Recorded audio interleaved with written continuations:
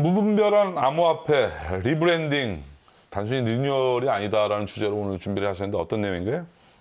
우선 현재 암호화폐 시장에서 네. 무분별하게 그리고 또 자주 일어나는 게 이 리브랜딩이라는 네. 이벤트입니다. 개명을 한다는 거죠, 한마디로 코인의 이름을. 개명뿐만 아니라 네. 애초에 이 암호화폐의 네. 뭐 정통성이 네. 변경이 된다. 네. 혹은 암호화폐에서 추구하는 어떤 사업이라든지 플랫폼의 방향이 네. 뭐 변경이 된다라는 뜻일 수도 있겠죠. 네. 원래는 또 좋은 뜻에서 나온 표현이에요. 그렇죠. 예, 근데 이게 너무 악용이 되고 있다. 그게 문제다라고 말씀을 드리는 거죠. 보통 기업들도 사명을 간혹 바꿀 수가 있어요. 그럴 때는 상당히 많이 뭐 M&A가 됐다거나 회사의 그 주된 사업이 변경됐다거나 예, 뭐 하다못해 로고를 바꾸는 데 있어서 상당히 많은 그 의미가 내포되어 있는데 예, 이 코인업계도 이런 리브랜딩이 상당히 뭐 좋은 뭐 의미의 뭐 새롭게 태어나고 뭐 새로운 성장 동력을 단다 뭐 그런 의미로 해석이 되네. 그런 의미도 될 수가 있겠죠. 네. 암호화폐가 새롭게 이름을 바꾸고 또 사업 변경이 되고 투자자에게 새로운 네. 어떤 사업 방향으로 다가갈 수 있다면 사실 그 자체는 굉장히 호재입니다. 네. 근데 제가 예를 한번 네. 들어볼게요. 네. 현대차의 이 플래그십 네. 준대형 세단 뭐 그랜저가 네. 최근에 뭐 리브랜딩은 아니다 하더라도 페이스리프트를 했죠. 네. 그래서 더 뉴 그랜저가 됐어요. 네. 굉장히 뭐 인기도 많고 디자인도 잘 나왔다라고 네. 표현을 받고 있는데 만약에 현대차에서 그랜저에 대해서 리뉴얼 네. 혹은 리브랜딩을 진행을 한다라고 발표를 했어요. 네. 사람들이 많이 기대를 하겠죠. 네. 그렇게 해가지고 이름이 뭐 예를 들어서 그레이트 그랜저가 됐다고 네네. 해봅시다. 사람들이 이름만 듣고 또 이 주가가 엄청 올랐어요. 네. 기대가 크겠죠. 네. 막상 발표를 했는데 그레이트 그랜저가 경차로 나오는 거예요. 네. 실망을 하는 사람들이 많겠죠. 그러니까 주어지는 브랜딩과 그 차이의 갭이 있을 때 상당히 많은 소비자들은 실망을 하게 되죠. 예. 뭐 이런 코인의 이런 리브랜딩도 이런 현상들이 지금 많이 나오고 있다는 얘기로 이해하면 되네. 예. 대표적으로 최근에 네. 이 싸이클럽이라는 암호화폐가 빗썸에 상장이 돼 있어요. 네. 지금 또 거래도 활발하게 이루어지고 네. 있고요. 근데 이 싸이클럽 같은 경우에는 원래부터가 이름이 싸이클럽이었던 게 아니라 기존에 MCI라는 네. 코인이 있었어요. 네. MCI라는 코인이 먼저 있었고 싸이월드를 운영하겠다라고 계획을 밝힌 싸이월드 Z라는 회사가 이 싸이월드에 대해서 코인을 만드는 데 있어서 기존의 크리에이터 육성 사업을 진행을 하는 MCI라는 예. 회사와 협약을 맺었습니다. 예. MCI는 기존의 크리에이터 육성 사업을 주력으로 하는 회사인데 네. 이 MCI와 함께 블록체인 서비스를 제공을 하겠다고 이 관련 업무 협약 MOU를 맺은 거죠. 네. 그러고 나서 기존에 있던 MCI 코인을 리브랜딩을 진행을 했어요. 네. 빗썸에서. 네. 그리고 이름이 싸이클럽으로 바뀌었습니다. 네. 어떻게 보면 이게 주객이 전도가 됐다라고 또 할 수 있는 거예요. 왜냐하면 MCI 같은 경우에는 기존의 크리에이터 육성 사업에 관한 암호화폐로 네. 이렇게 광고를 하고 홍보를 하고 사람들로부터 투자를 뭐 받고 그랬던 암호화폐인데 싸이클럽으로 변경이 되면서 또 싸이월드에 대해서 추억이 있는 분들도 네. 많겠지만 네. 사실 싸이월드 회사 자체에 대해서 그렇게 좋게만은 보지 않는 사람들도 있을 수 있습니다. 제가 일전에 싸이월드 대표를 만났는데 예. 관계자를 만났는데 이 부분에 대해서 명확히 선긋기를 하더라고요. 예. 싸이클럽과 우리 싸이월드는 사실상 무관하다 이렇게 제가 직접 얘기를 들었는데 예. 뭐 어떤 내용인지 혹시 아시나요? 우선 싸이클럽 같은 경우에는 직접적으로 네. 싸이월드와 관련된 코인이 아닙니다. 네. 말씀하신 것처럼 다만 이제 운영을 하겠다 네. 그리고 서비스를 제공을 하겠다라고 그 계획을 밝힌 회사인데 네. 내년 1월에 서비스를 제공을 하는 것을 목표로 하면서도 아직 명확한 서비스 뭐 개발해 놓은 거라든지 이런 걸 공개를 안 하고 있어요. 네. 그러니까 쉽게 얘기해서 서비스도 없으면서 코인만 미리 찍어냈다라는 의혹을 받을 수 있는 것입니다. 결국 백서상 내용은 이렇게 앞서 나가는데 예. 코인은 항상 선행에 대해서 먼저 이렇게 발행이 되잖아요. 예. 상당히 문제점이 많겠어요. 굉장히 많죠. 네. 당장에 뭐 쉽게 얘기를 한다면 투자자 네. 입장에서는 그래 백서에 이런 계획이 있다라고 얘기를 했는데 네. 그 계획 못 지키면 어떻게 할 건데? 라는 그런 의심도 할 수가 있겠고 또 실제로 이 부분이 나중에는 사기와 관련된 그런 어떤 죄로도 이어질 수가 있다라는 거죠. 뭐 당연히 피해자는 계속해서 속출이 되는 거고요.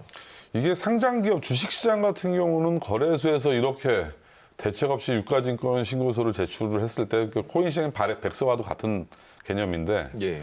유가증권 신고서를 헛맥락에 제출을 하고 책임을 못 졌을 때는 상당히 많은 규제와 페널티를 받게 돼 있어요. 예. 우리 암호화폐 거래소에서는 이런 규제가 없네.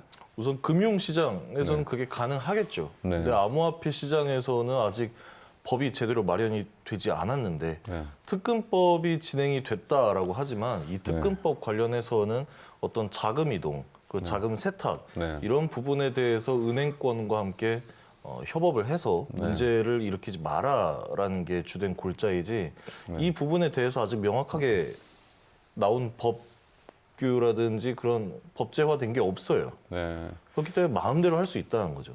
사실 이 문제는 거래소 차원에서도 신경을 쓰고 네. 좀 뭐 백서라든지 아니면 이 회사의 앞으로의 계획이라든지 이거를 보고 규제를 했어야 네. 했던 부분인데 그걸 안 하다 보니까 지금 어떻게 됐습니까? 사이클럽 코인이라고 하면은 사람들이 당연히 싸이월드에서 또 발행을 했다라고 생각을 로고도 하겠죠. 비슷하더라고요. 싸이월드. 똑같아요. 네. 네. 자, 그렇다면 이런 시장에서는 라벨갈이라고도 얘기를 해요. 보니까 예. 정말 뭐 본질적인 부분이 갑자기 이름이 바뀌면서 예. 전혀 새로운 코인이 돼버리는 부분들인데 예. 또 이런 코인들이 또 백서의 내용대로 이행되지 않고 이런 라벨갈이만 했을 때 투자자들 어떤 피해를 많이 받을 수가 있을까요? 우선 또 라벨갈이라고 했을 때 이 라벨갈이가 사실 암호화폐 시장 이전에 있어서도 다른 산업에서 많이 있었던 용어긴 해요. 네.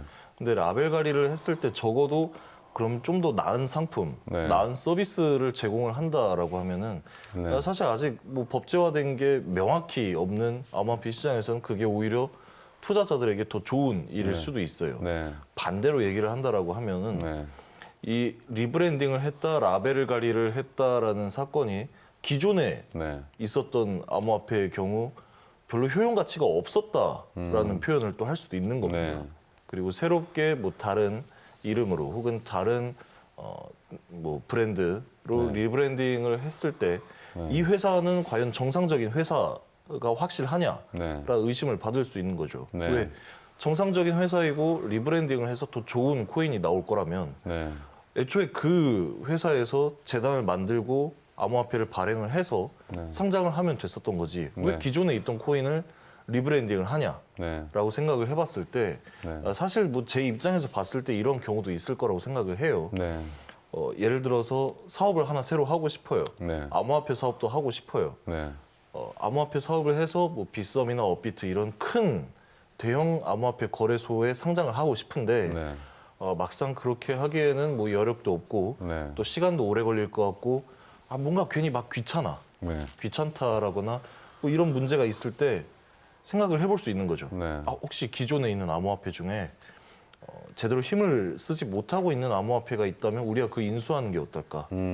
우리가 이걸 사서 이름만 바꾸고 라벨 관리를 하고 왜 한 3개월, 4개월만 있으면 사람들은 그 전에 있던 암호화폐가 뭐였는지 잊어먹습니다.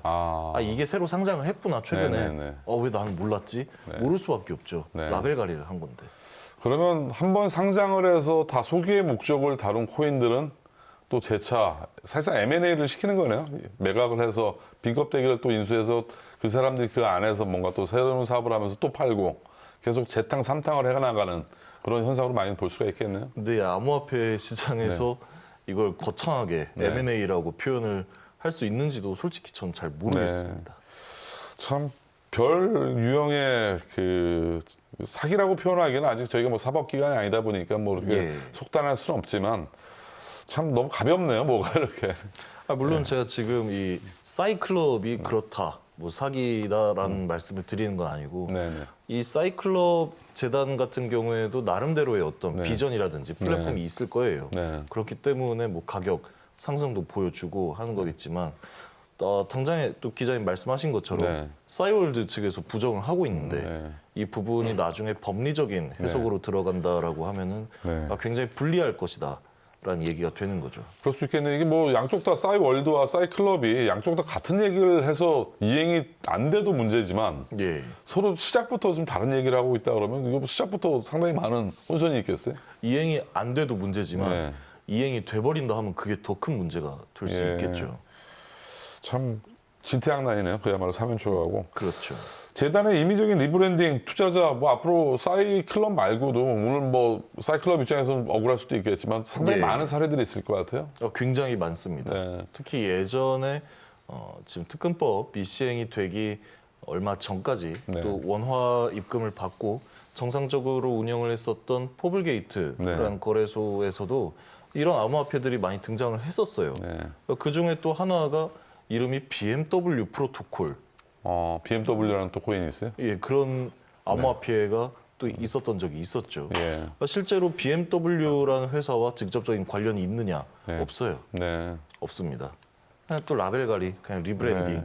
말이 좋아서 리브랜딩이지. 저는 개인적으로는 이런 현상을 뭐 거의 태반이 네.